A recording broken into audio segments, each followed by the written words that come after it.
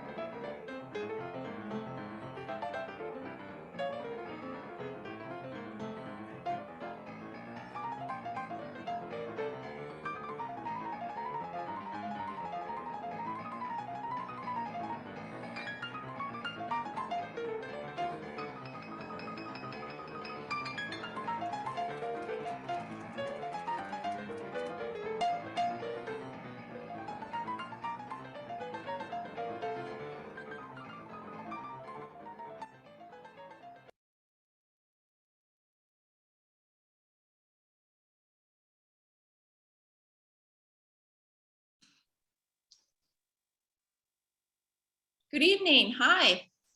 My name is Kate James. I'm the Executive Director at Concord Art. And I'm here to welcome you to our Members Jury 2 online opening and prizes.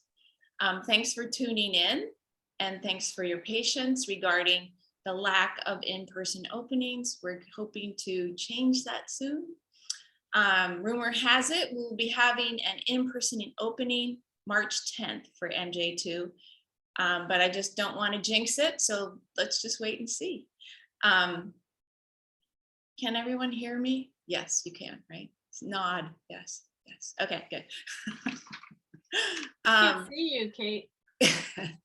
I can't see you. Oh, good. We have so much to be grateful for tonight, so let's start by thanking folks for helping make this exhibition possible. Thank you to our intake, jury day, and pickup volunteers. Cheryl Stropke, Linda Painter, Betsy Gardella, Carolyn Letvin, Tally Forbes, Lori Dirks, Signe Haas, Rosanne DeStefano, Kimberly Stoney, Suzette Dorso, Kate Kaplan, Cecily Donnelly, Peter McGowan, Marty Schumacher, Neil Rantoul, John Rizzo, Bill Maxfield, Charles Gibbs, and Suzanne Osborne, just to name a few. And as you know, we depend on volunteers to make our jury shows work, and we thank you all for helping out. It was really a great experience to do it almost all in person this year. I mean, this time. And thank you to our talented, intrepid staff and intern, Natalie Reiser, Natalie Fondress, Marissa Cote, Lisa Pohl, and Mary Steele. I'd like to congratulate everybody. First of all, congratulations to all the artists who were chosen to be in this year's MJ2 2022. And thank you to all the artists who submitted work, but were not chosen this time. Competition was stiff, and we want you to know how much we appreciate your willingness to take a risk with us. Tonight, I think I'm looking forward to talking to all the artists. I mean, Beth Kantrowitz, our juror, will, but I'm looking forward to hear what they all have to say. And first, we're gonna start with some prizes. A major part of our juried show process after intake, jurying, layout, install, and label making is to give out awards. These awards are decided. We delight in their review. MJ2 2022 juror Beth Kantrowitz has chosen 10 award winners, which I think is indicative of her generosity of spirit and underscores just how lucky the Boston art world is to have a dedicated art champion like Beth. Beth's philosophy dovetails beautifully with Concord Art's mission to promote and advance visual art and artists. Beth has a curatorial and consulting business called BK Projects, where she places artists into situations to advance their careers. She has also been running galleries in the area for 20 years, starting with the venerable Boston Skirt Gallery. I hope some of you remember that one. And currently, at least for the last 12 years, my personal favorite for its innovation and selection of artists, Drive-By Projects. Beth will begin the awards tonight with the Nancy T. Baldwin Memorial Drawing Prize. Nancy was active as a teacher and exhibiting artist at Concord Art during the 70s, 80s, and 90s. Her dear friend, Alice Moulton, generously endowed the prize in her honor. And now Beth will award 3 drawing prizes, followed by the 7 juror prizes. Thank you so much, Beth. Thank you. Hi, Beth. Can everybody hear me okay? Yes. I hope so. Hi. I think that it would be, I don't know, insincere and wrong to start the evening without acknowledging what's happening in the world right now. I think what's happening in Ukraine is just devastating. And I think we have to acknowledge that before we look at the art, but it reminds me how important art is, even in the best of times and the worst of times. So I just wanted to say that before we got started. And I wanted to read a quote that I saw on Instagram by Jerry Saltz, because we all think, I think a lot of artists think, is my work relevant? Is it contemporary? Am I doing art in the right time of the world? And Jerry Saltz wrote something, I think he posted it yesterday, that said to artists, dear artists, never worry whether or not your work is topical or political. If you're painting landscapes, portraits, sewing, making abstract patterns, the deep content you're making is topical. And I think that when we look at art of what the artist's intention was, and then we look at it from what we bring to art. And I feel like that was my experience when I was during the show. There was so much art. I walked into the room and I couldn't get over how much work there was, and it was so impressive. And I have to start by just thanking Kate and Natalie at Concord Art and my partner at the gallery, Kathleen O'Hara, for getting me involved in so many things, and especially doing this, and the volunteers who were incredible, running up and down the steps. Every time I said,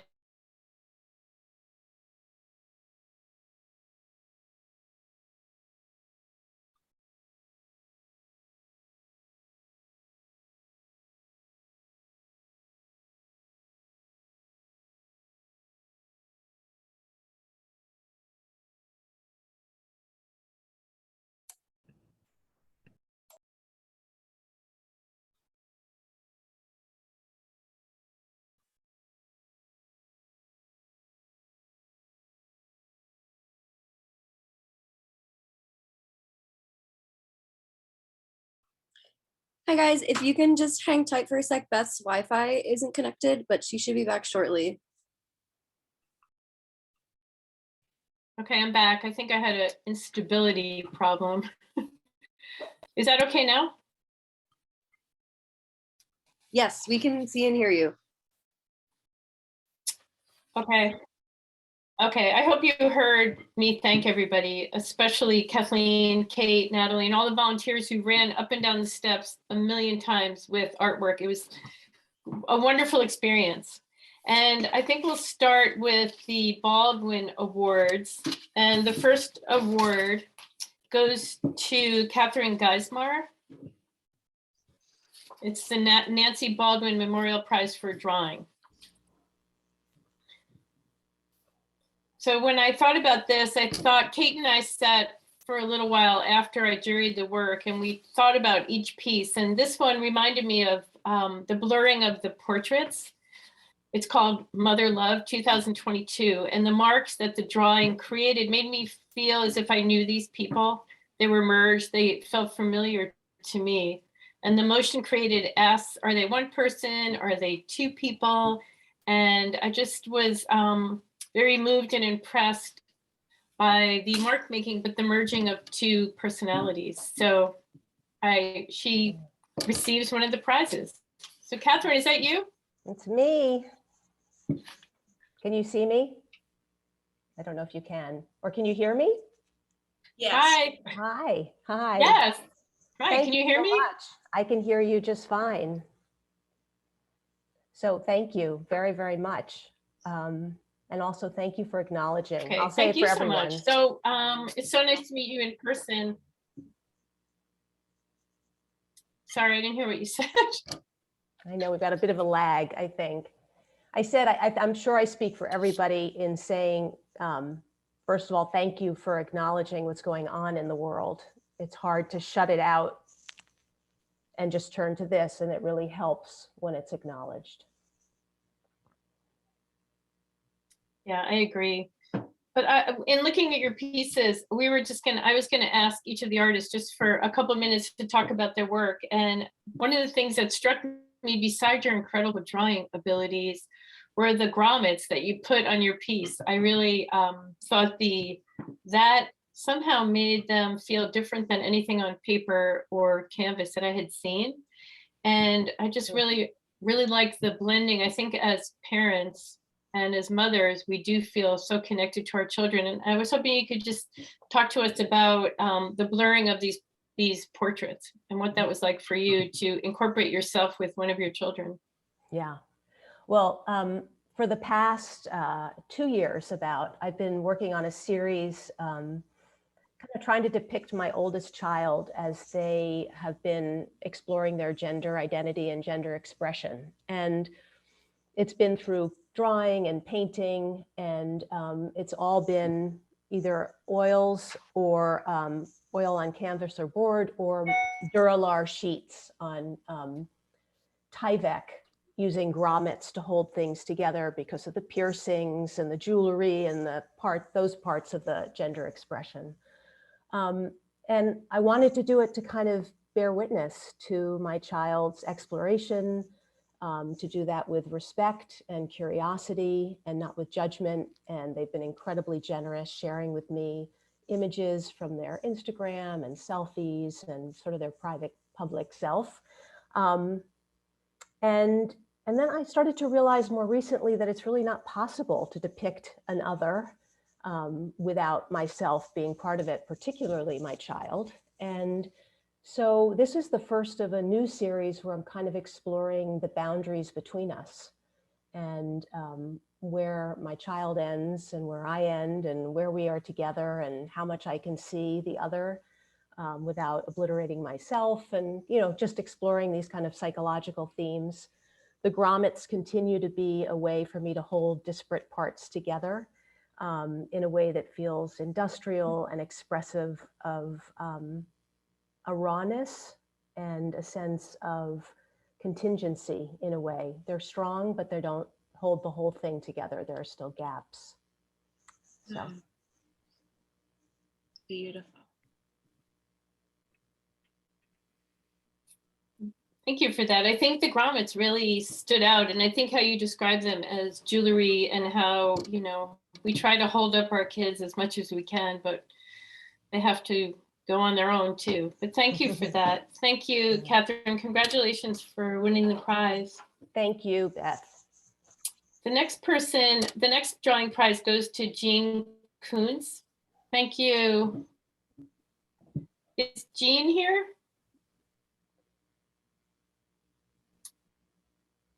Is Jean with us tonight?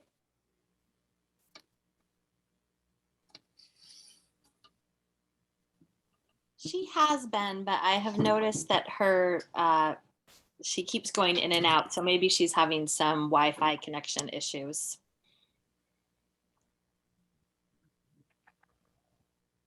I think I am too. Should we talk about her? Should we wait for her and see if Cyrus is available? That's a good idea. Why don't you do that? Okay, Cyrus, are you with us?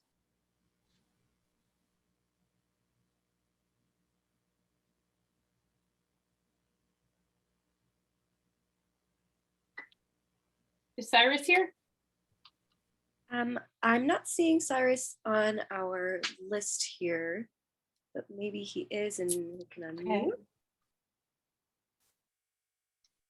It's challenging. Should I talk about their work or wait for them? What would you prefer? Why don't you talk about them, since that's good to do. Okay, I was gonna, about Jean's work, what I really was attracted to Jean's work for, as you can see, or maybe you can't tell from this picture, but her work is an exquisite, detailed embroidery that really, there was a couple of pieces that had embroidery in them, and this piece in particular just drew me in. As I looked closer to it, I kept thinking, like, is this a drawing or is this an embroidery?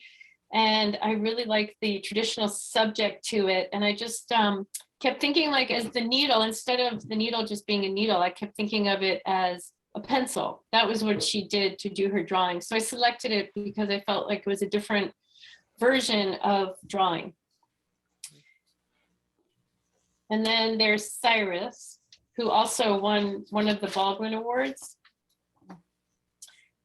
Cyrus's piece was next to Catherine's piece and next to Alette's piece. And I kept walking back and forth saying, is it a photograph? Is it a drawing? I really had a hard time figuring it out. Just looking at, you know, if you look at that left eyebrow and the lines in his face and his wrinkles and his description, you just can imagine. I just kept imagining what he's thinking, and I just thought that his skill in drawing and making it look photorealistic was so impressive, and that was another reason I selected Cyrus for one of the other awards. So congratulations to the three of you. It was so hard to pick. I walked around the room very many times because everything stood out. So just a thank you and appreciation for everyone that brought their work. So I think now we're going to move over to the other prizes, the MJ2 awards. This was hard, and I learned a lot, and I saw a lot of work that I've never seen before, which makes jurying something very valuable and important. So the first award, I don't think Pamela can be here tonight, but this is Pamela Panglace Baldwin. And I selected this for one of the prizes because I felt like it had a very contemporary feel to it, and also a kind of an iconic traditional image that we see, you know, flowers in vases. And I looked at these and I'm like, I've never seen a square flower like the one on the left in the world, but I kind of wish I did. And some of these colors seem very real and some of them didn't, but I love the, I was thinking I would love to see these somewhere. You know, I like the shape of the flowers, the colors, and the vase. And I just thought that there was something about her lines that seemed very convincing. And so she received one award for this piece called Just Picked. The next award goes to Karen J. OBrien. And her piece is called Still Life After Chardon. And when I was sitting with Kate in her office talking about this, we looked at some of the Chardon pieces and we were just struck by the similarity. I really liked the way she put her initials in the right-hand corner, but I also felt like this, I looked at it a couple times thinking, was it a painting? Was it a collage? And I looked closer to it and I thought, I was really impressed by the skill of the cutting of the paper. I think making a collage look like a painting is really hard, but I felt like it was a contemporary version of a 1700s painting. So congratulations to Karen. The next one is Carol Proust.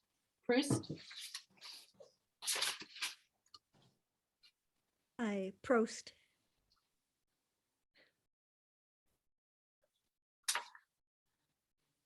Thank you.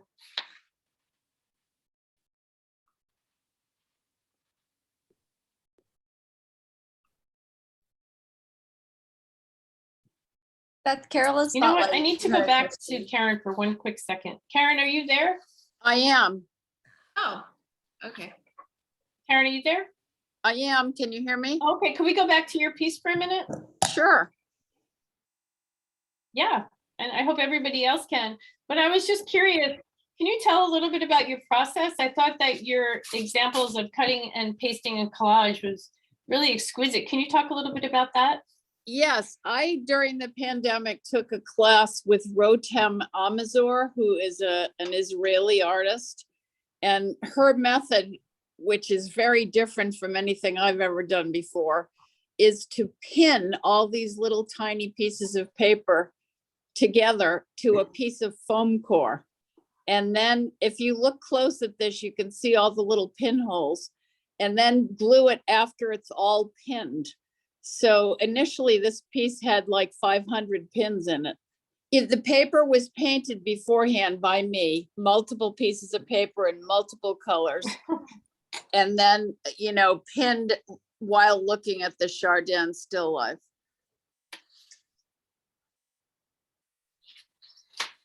Well, that's another reason I think, I didn't know that, of course, because I don't know you and I didn't know how the process, but I think maybe that's what was most appealing to me, that you could feel that there was a lot of work put into these, but thinking about lots of pins to make it work must have been quite a labor-intensive project.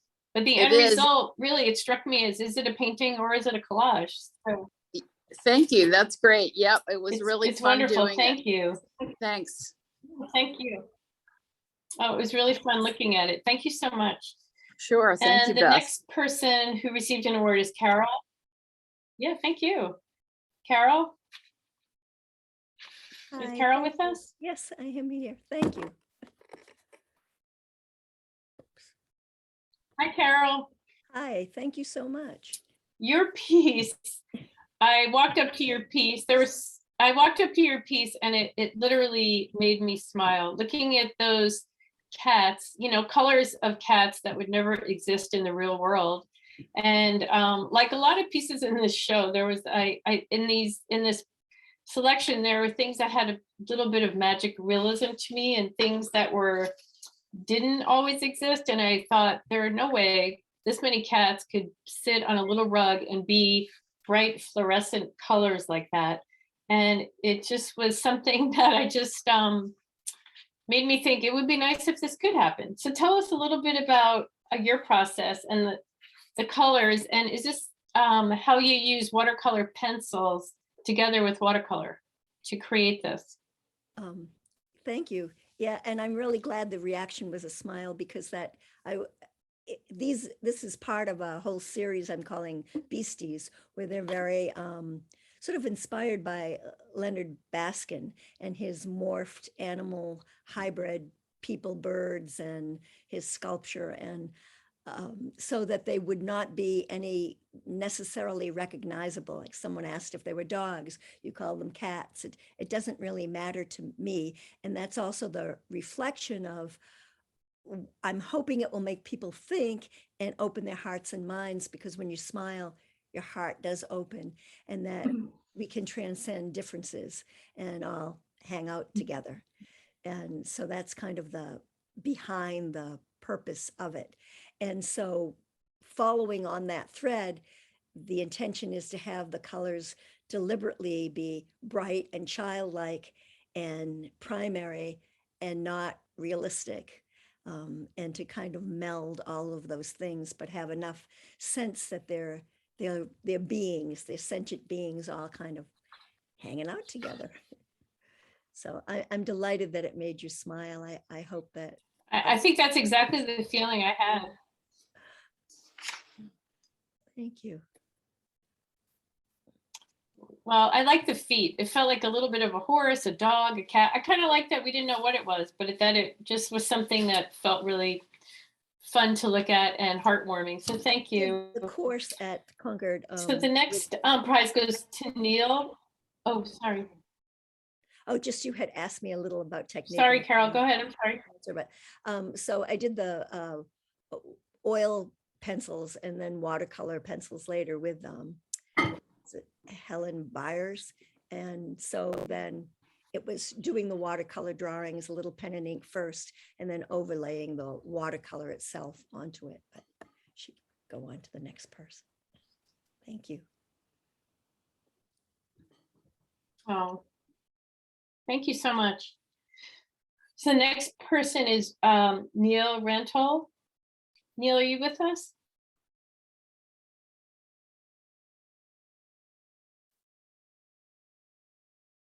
Is Neil here? Man, I just unmuted. Can you hear me now? Hi, Neil. Yeah. Yep. Can you? So speaking of things that make us feel good and beauty, Yeah. this piece struck me in a way. At first look, I was like, oh, isn't this beautiful? And then as I looked at it a little more, I thought, I saw the beauty and of the mountains and the pool, and then I felt the destruction. And then, I didn't know who did each piece, and I wasn't sure of the titles. And then when I saw the title that it was Paradise, California, my heart sank a little. And it was just a combination of, for me, of destruction and beauty and how that can coexist. So I wanted to talk to you about what it was like for you just to be there and to choose to photograph this particular image. I've been photographing, I live here, but I've been photographing in California and fire damage for the past 3 or 4 years. Malibu and Mendocino and Santa Rosa. And then the Paradise fire happened in the fall of 2018. And no one was allowed back on the site until 3 months after. But I was there the first week that it was open to the public, and in January. And this is where the campfire was. Paradise had been basically obliterated by this fire. 86 people were killed in the fire. And I photographed here twice. And this is in the first trip that I went to. And this is an area of town that butts up against this huge valley and the mountains in the distance. And it's the most kind of the fanciest area of the town.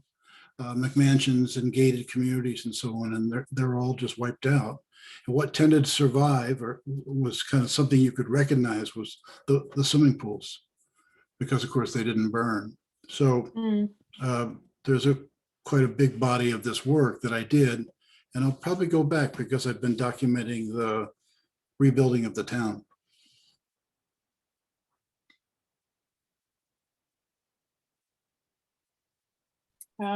It's really striking. It makes me think of what we're seeing right now on the news, but thank you.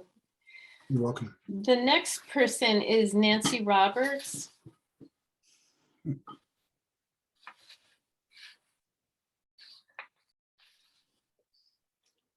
Hi. Hi, Nancy, are you here? Yes, I am.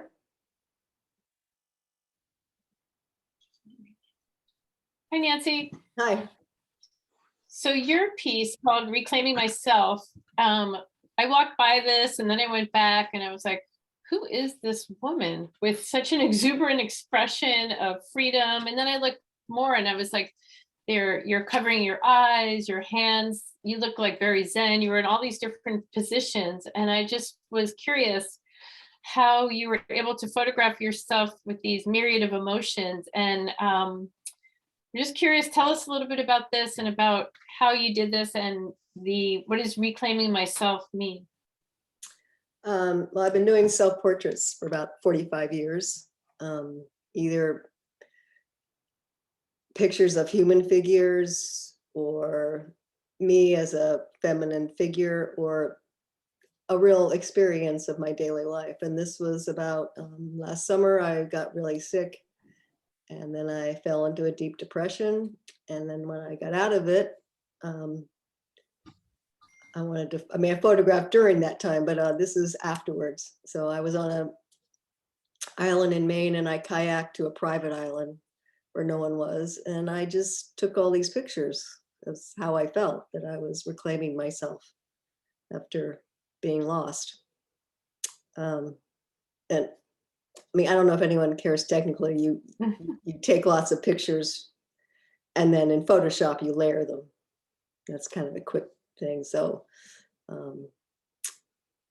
but I saw them and those were all, gestures and feelings that I'd had the past year. So. And sometimes people ask me, well, how can you just be nude in a picture? And I often do. I mean, clothes would add a different dimension and I didn't want that, just wanted me. And I feel, pretty separate from it after I take them. But it just felt like it really expressed how I was feeling. Didn't hear what you said. You feel separate from the photographs after you take them? A little bit, people say, aren't you embarrassed that it's you nude or, I mean, I guess I'm used to it, but also it's just, clothes just adds a different dimension, which I use sometimes too. But in this case, I just wanted to be. I'm losing you a little.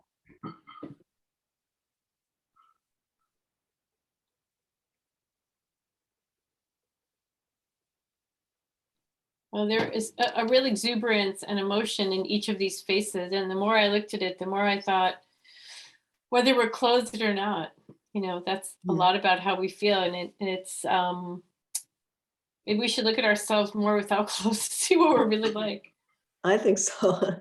I mean, I've been taking pictures nude from a long time ago, and I still do. The next prize winner is Siri. Oh, I'm sorry. No, that's it. I'm done.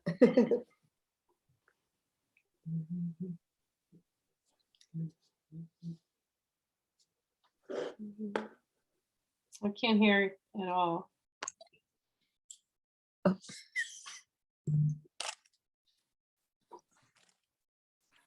Oh my, I didn't realize I was. Okay, on to Siri Smedvig. Yes, hello, thank you very much. Hi, Siri, I didn't you here? realize I'd Siri? wanna. Yes, can you hear me? Can you hear me? Siri here too. Beth, Siri's here. She's talking to you. Yes, does it? Yeah, oh, you didn't can realize you want to prize? No, I didn't, thank you. Hi, Siri. Hello. Oh, there you are. Well, I was curious about your work. I looked at your pieces separately, and then I didn't know if they were together or separate, but I could not separate them because I thought that they created more of a sense of wonder and mystery when they were together. And I was very curious. It was kind of like, what's behind door number 1? What's behind door number 2? And I felt that, as Nancy exposed everything, yours, pieces, and I think that was one of my reasons for choosing it was there was such a cover up of materials. And I was interested to tell us a little bit about that. Like, should we know what's underneath? Do you remember what's underneath? Yes, yes, they're very, and it's funny that you chose both because they really were made at the same time also, which is different than I usually do one at a time. But these I would alternate between because it took a while. I think of it as sort of baking. It takes a while for me to see what's there. And so I do remember what's underneath. it's a slow process, but the final to then clarify it in the end, I think of it as sort of like pulling tarot cards and you realize what it's saying to you at that moment. And my process in making collages is somewhat like that, in that I'm trying to understand myself and the collage will then tell me, and it becomes an actual entity for me. So it, and the one had a little bit of ruby slippers in the one at one point, which you can't see now, but it's in there, it's embedded in there, and it means something to me as it's embedded. And then the clarification is the obliterating it in the end of not letting it be, you know, there's some parts that become precious and then that gets in the way of the overall collage. But so that's the faith in miracles had to do with the Kabbalah class I'm taking now, and sort of having belief and certainty, especially in these sort of uncertain times and with everything happening, to sort of keep that faith. And that was what the collage in the end came to mean to me. And the other one had, like I say, a little ruby slippers of, and that's why I named it that. There's no place like home. So all the pieces end up talking to each other. And so I sort of enter their little world. And as they talk to each other, I get to kind of eavesdrop on what they're saying to one another. And in the end, I come away with a message, sort of like reading tarot cards. Oh, great. They feel like that. They're very mysterious.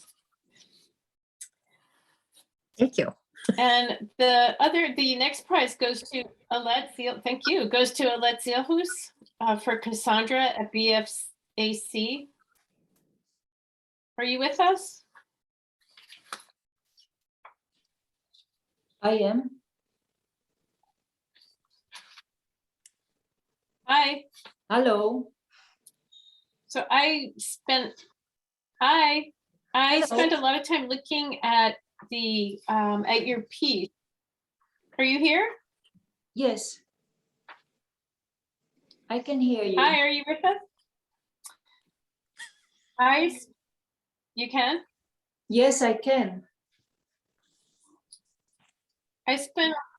Oh, okay, thank you. I spent a lot of time, as I did with each of these pieces, looking at the face, the expression of the face, the hair, the way that you, the shadowing that you had on the shirt of this person and the expression of this person. I just found that not seeing some, you know, there were other pieces where I saw the portrait face on, and yours was one that had a side view. And there was an image that just, I was so curious about thinking, as I said before, what is this person thinking and what made you decide to draw them this way? And I wanted to talk to you a little bit about the moodiness in this piece and a little bit about the process for this piece for you. Yeah, okay. So, yeah, the moodiness, it is true that Cassandra, I really like her looks and she's a very good model. So I drew this when she was sitting at the Boston Figurative Arts Center in Somerville. I drew a number of drawings of her there, and she was nude. And then I took a photo, and for that she put on her kimono, which was full of, it was a wildly patterned thing with lots of colors and flowers. And anyway, in the end, I thought, yeah, I like her better with the coat on. But anyway, her mood, she always seems a bit sad to me when she's sitting there. I don't know, because sad thoughts come to her mind when she's sitting there for half an hour at a time with 5 minutes intervals.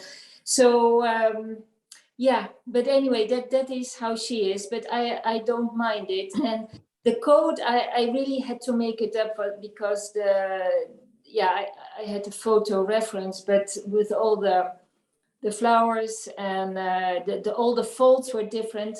I really wanted to concentrate more on having a sweeping line, all sweeping lines. I'd been looking at Van Gogh paintings and drawings, and I was concentrating more now on making lines line a bit up. And also I'd done a course of compositions and how it's important to have certain lines in the drawing parallel, so they reinforce each other. So the front of the sleeve and the back of the head and the back of the sleeve. Well, maybe nobody would notice that, but anyway, that was for me a different thing to focus on. And yeah. So I used the graphite, water soluble. I start with that, and then I layer it to get darker tones, charcoal, and the lighter tones, of course, pastel, white pastel. And yeah, it's been a new process for me, but yeah, I like that.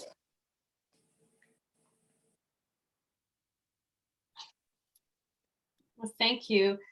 Were any of the, I know that Jean wasn't on, did she get back on? Or any of the people that didn't get to have a chance to show their work, are they back on now?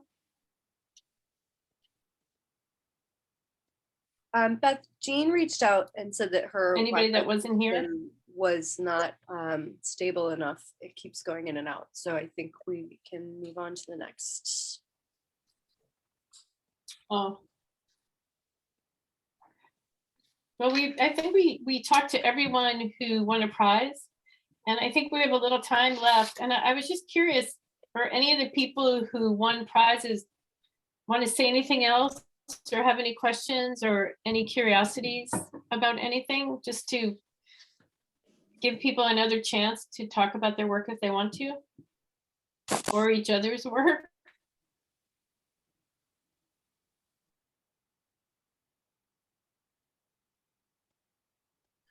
If anybody would like to ask a question, you could also write it in the chat if you would like.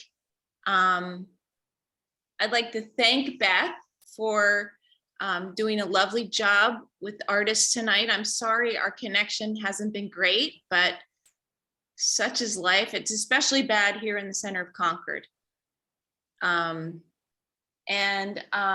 I love that so many of the artists tonight reference teachers that they've had in the past, some of them from Concord Art.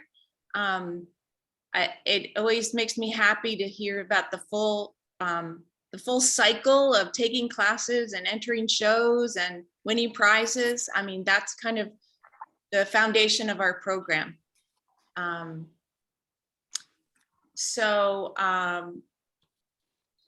Let's see. Do we have any questions from the chat, or are we good? Marissa, is there anything? Can I say something, Kate? Yeah, please. Go ahead. Me? Whoever wants to say something. Oh, I just wanted to, you know, the connection's a little, okay.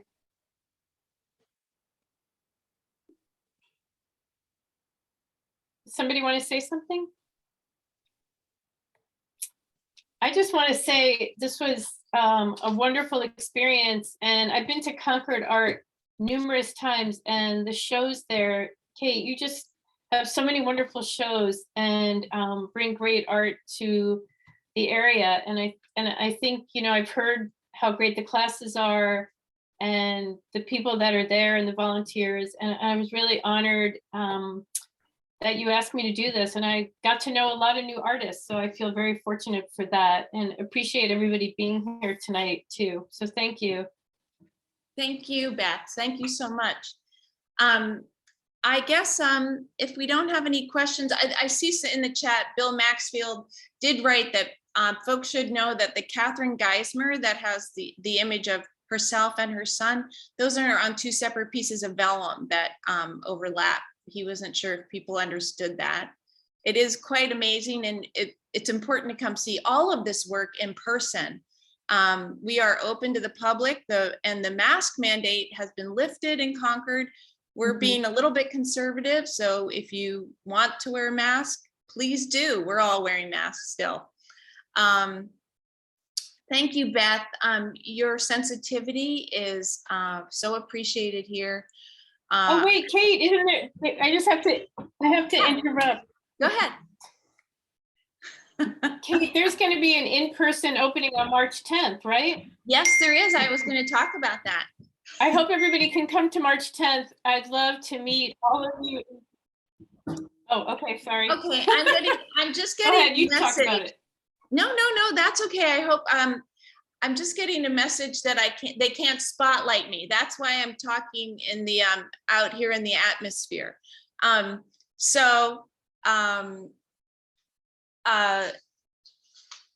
Okay, I'm ready.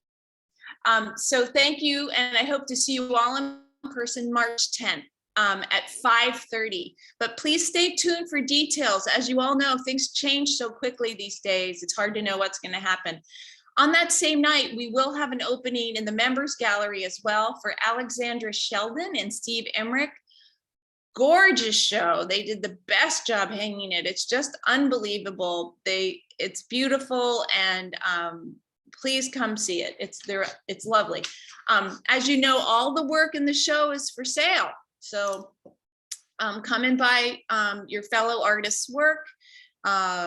I know you always do, and we're grateful for that. We also have the Elizabeth Wentworth Roberts show up, and that has had great reviews. It still looks beautiful, and if you haven't seen it, please do. It will be up for the year because this year is Concord Arts Centennial, and we are very excited about that. And we have many programs, one being we're going to have a special tree show, and we're asking members to send images of trees, and you can learn about it online. It will coincide with our curated show, and I'll let you read about it. And if you have any questions about it, please call or look at the website. We also have an artist talk coming up. Haley Hassler, who's a great oil painter from Boston. She now lives in Colorado. This will be on Zoom on March 3rd at 6 p.m. She is hilariously funny, and she will be teaching at Concord Art. I would take her class in a second. We also have an artist demo coming up with Alexandra Sheldon. That will be in person on Wednesday, March 9th at 10:30 in the Roberts Gallery, just like old times. I have no idea if anybody can hear me, but I know that you weren't able to spotlight me. But thank you so much for coming tonight. I really appreciate you being here. And yeah, let's all say a prayer for the people in Ukraine who are suffering tonight while we are enjoying our evening of art. Thank you, and I think good night. And is that it? Oh, you did. Oh, sorry, Kate, Thank you, I wanted to everybody. point Stay out one healthy and question we have in the safe. chat. Sorry, what was that, Natalie? Kate, I just wanted to point out one question I'm not sure we got to in the chat. Okay. I believe Mark asked if we know the breakdown of work by media that was submitted to the show. We haven't tallied that, but certainly we'd be happy to. We have photography, graphics, collage, lots of collage. Collage is very popular. All kinds of mixed media. So no, we haven't broken it down, but we love data, so we may as well. Okay, I am excited that We love art, so come and see us. Yeah, it's a really great show, and thank you, Beth, and everybody drive by projects to see Beth's gallery. It's wonderful, and thank you. Okay. Yes, thank Oh, you. congratulations, Good night, artists everyone. won, and see you March 10th. Thank you. Take care, everybody. Stay healthy. Stay healthy is right. Good night.